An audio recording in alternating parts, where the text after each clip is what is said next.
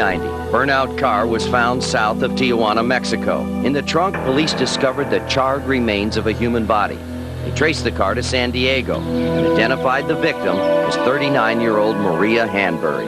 Evidence technician Gary Dorsett and Detective Carl Smith of the San Diego Police Department were assigned to the case. Is it humanly possible for you to be any more disgusting?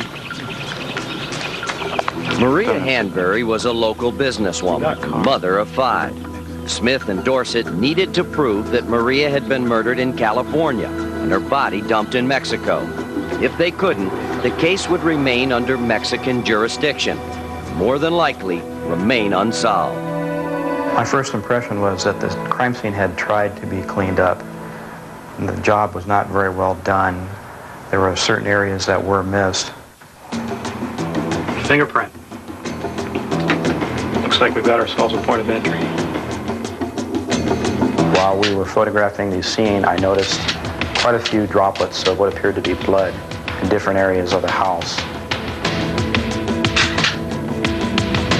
Blood spatter. The spatter pattern will tell you the direction the person was flailing his arm or possibly moving very quickly through an area.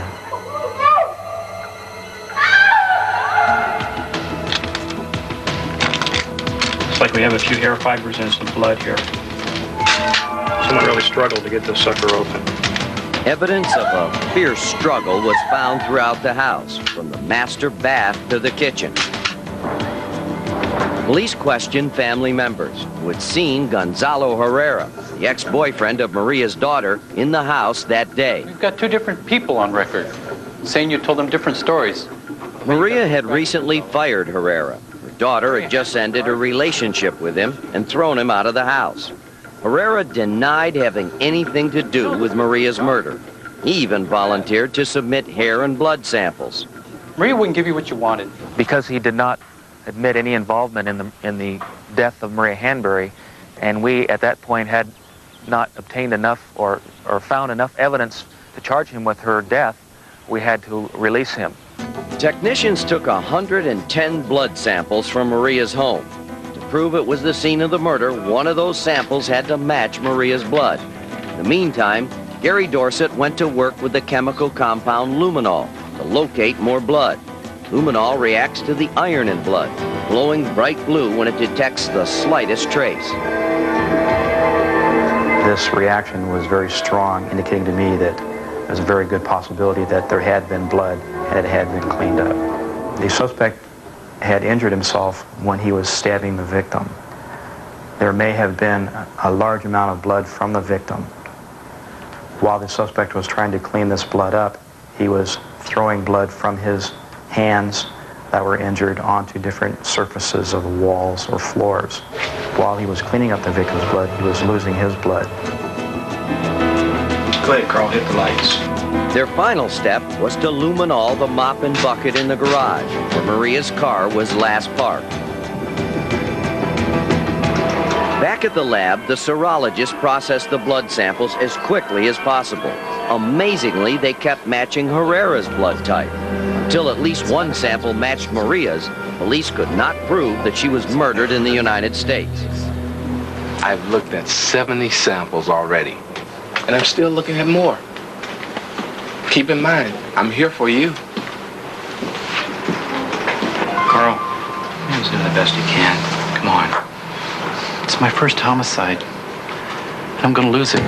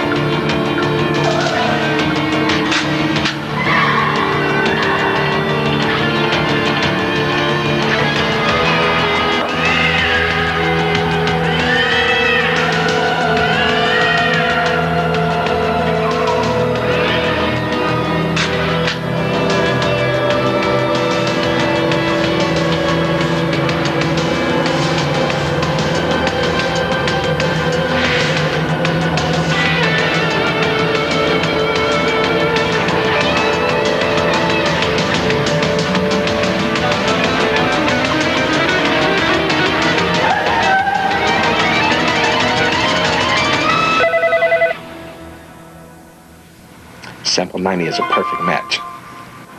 Gotcha. He did a pretty good job of concealing what happened and where it happened. We just did a little better job at finding some things he didn't realize he missed, and we were able to put together a murder case. It wasn't until several days after we released Gonzalo Herrera during that initial interview that we were able to find Maria Hanbury's blood in the upstairs bedroom of that home. By that time, Gonzalo Herrera was nowhere to be found. In that initial interview, Herrera agreed to have these mug shots taken. It was just 2 days after the murder, and police believe those scratch marks were left by Maria Hanbury as she fought desperately for her life. Herrera's only 5'3", but he weighs in at 160 pounds and often wears sweatpants to disguise his short, stocky legs. He's a Mexican national with a green card. He has trouble holding down a job. Here's Herrera while he was living in Maria's house. He's quiet and withdrawn. Friends say they had no idea he was capable of such violence. Police say the attack was so vicious, Herrera wounded himself. He has knife scars on his right fingers and his left thigh. And there's a small cross tattooed on the web of his left hand. You've seen Gonzalo Herrera. Call 1-800-CRIME-92. When we return, you put police hot on the trail of a mad stalker. Now they need your help to stop him in his tracks.